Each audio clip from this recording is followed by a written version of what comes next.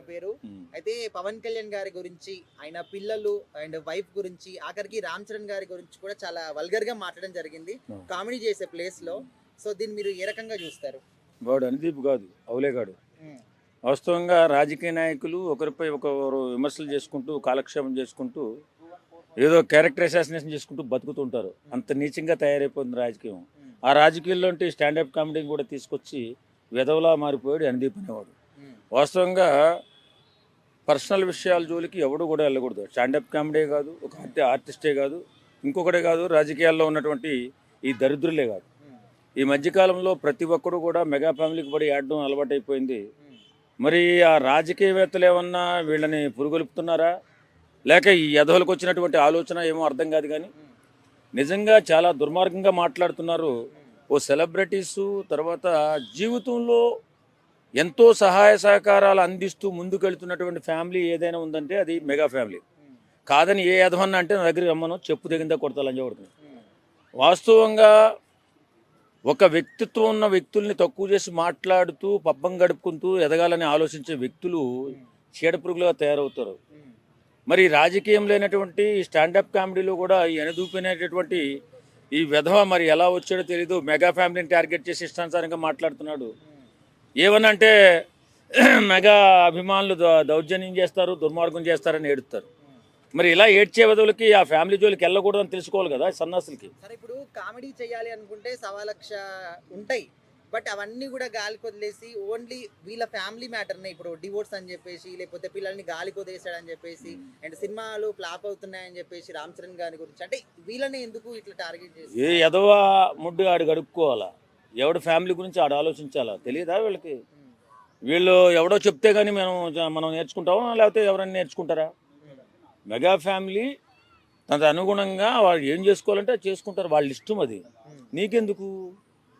బాధ్యత ఉండాలి కదా. మనుషుల పట్ల విషం చిమ్ముతూ బ్రతకడం బతుకేనా? ఇలాంటి వెధవ బతుకును కుక్క బతుకు అని కూడా అంటారు. కాబట్టి రాజకీయాల్లో ఉన్న వ్యక్తులు కూడా పవన్ కళ్యాణ్ గారిని, చిరంజీవి గారిని ఎక్కువగా మాట్లాడడం. ఈ మధ్యకాలంలో వైఎస్ఆర్సీపీ కాంగ్రెస్ పార్టీ వాళ్ళు చంద్రబాబు నాయుడు గారిని అడగవలసిన మాటలన్నీ కూడా పవన్ కళ్యాణ్ గారిని అడుగుతున్నారు. కారణం ఏంటో నాకైతే అర్థం కాదు. కానీ మరి ఇలాంటి వ్యక్తులు ఏమనాలి? సరే, ఇప్పుడు ఈ విషయం తెర మీదకి వచ్చిన తర్వాత రీసెంట్గా ఏబిఎన్ ఆంధ్రజ్యోతిలో కూడా వైసీపీ గురించి మాట్లాడారు కదా, కార్యకర్తల గురించి, జగన్ గారి గురించి.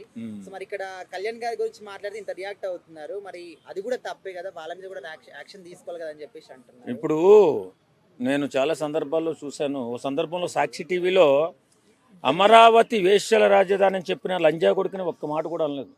అంతే కదా. ఇప్పుడు ఈ మాట్లాడినటువంటి వైఎస్ఆర్సీపీ కాంగ్రెస్ పార్టీ ఛానల్ కానీ, వైఎస్ఆర్సీపీ కాంగ్రెస్ పార్టీ నాయకులు కానీ అమరావతి లాంటి ప్రదేశాన్ని వ్యభిచారులు సంచరించే ప్రదేశం అని చెప్పినప్పుడు ఆ విధవను తీసుకెళ్లి జైల్లో కూడా వేయలేదు. అలాంటి సన్నాసి ఎదవలు వైఎస్ఆర్సీపీ నాయకులు. మరి అలాంటి వ్యక్తులు ఈవేళ ఆయన ఏదో అన్నాడట రాధాకృష్ణ గారి టీవీలో, ఏబిఎన్ ఆంధ్రజ్యోతిలో ఏదో చిన్న సమస్య వచ్చింది. అది ఏం లేదు. జగన్ ఏమంటే వీళ్ళు కూడా అదే అంటారు, తల్లిని చెల్లెనమంటే చెల్లెని కూడా అంటారని చెప్పి ఏదో సామెత చెప్పినట్టుగా చెప్తే దాని గురించి నానా హంగామా చేసి పెద్ద గందరగోళం చేశారు. ఎక్కడో ఆంధ్రప్రదేశ్లో చేసుకోవాల్సింది హైదరాబాద్లో ఇక్కడికి వచ్చి కూడా పార్టీ ఆఫీస్ మీద దాడి చేయడానికి ప్రయత్నం చేశారు.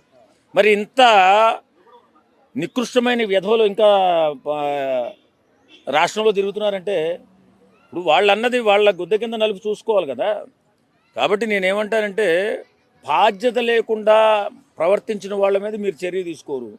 ఏదైనా చిన్న మాట మాట్లాడితే వచ్చి మాకేదో అన్యాయం జరుగుతుందని చెప్పి గగ్గోలు పెడుతున్నారు వైఎస్ఆర్ కాంగ్రెస్ పార్టీ వాళ్ళు. ఇలాంటి నికృష్టమైనటువంటి మాటలు మాట్లాడే వేళ 11 సీట్లకు వచ్చారు. వాళ్ళు 5 సీట్లకు పరిమితం అయిపోయి కాలగర్భంలో కలిసిపోతుంది వైఎస్ఆర్ కాంగ్రెస్ పార్టీ అని చెప్పి ప్రజలు అనుకుంటున్నారు.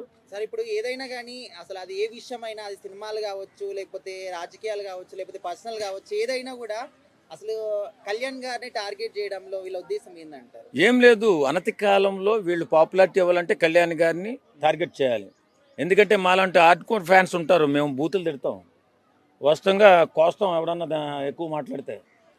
ఇలా మాట్లాడతారు కాబట్టి వాడి పేరు అనుదీప్ అనేవాడి పేరు ఇప్పుడు నా నోటు వెంట వచ్చింది కాబట్టి వాడు కూడా పాపులర్ అవుతాడు. ఎందుకంటే పవన్ కళ్యాణ్ గారి ఫ్యామిలీని టార్గెట్ చేసినటువంటి వ్యక్తి ఎవరినైనా సరే మేము చీల్చి చెండాడుతాం కాబట్టి వెంటనే అది మంచిగానో చెడుగానో పాపులారిటీ అయిపోతుంది. కాబట్టి వాడు కూడా మంచి భవిష్యత్తు ఉందనే ఆలోచనతో సంస్కారంతో ప్రవర్తించిన మాట అయితే ఓకే పర్వాలేదు. కానీ ఎవరో రాజకీయ నాయకుడు ఆ వైఎస్ఆర్సీపీ కాంగ్రెస్ పార్టీని రాజకీయ నాయకుడు వచ్చి వీడికి ఏదన్నా చెప్పిస్తే మాత్రం తోలు తీయాల్సి వస్తుంది.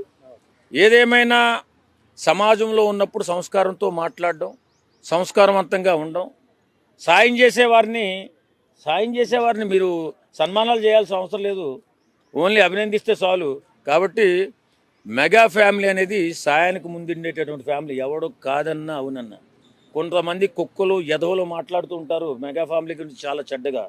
వాళ్ళకి చెప్తున్నా, ఒరే ఎదవల్లారా, మీరు మాట్లాడడం తక్కువ చేసి మాట్లాడడం కాదు, సాయం చేయడం నేర్చుకుని సమాజాన్ని ఉద్ధరించడం నేర్చుకోండి. అంతే తప్ప ఇష్టానుసారంగా మాట్లాడి వెధవలుగా మారిపోకండి, విష పురుగులుగా తిరక్కండి అని చెప్పి ఈ సందర్భంగా కోరుకుంటున్నాను.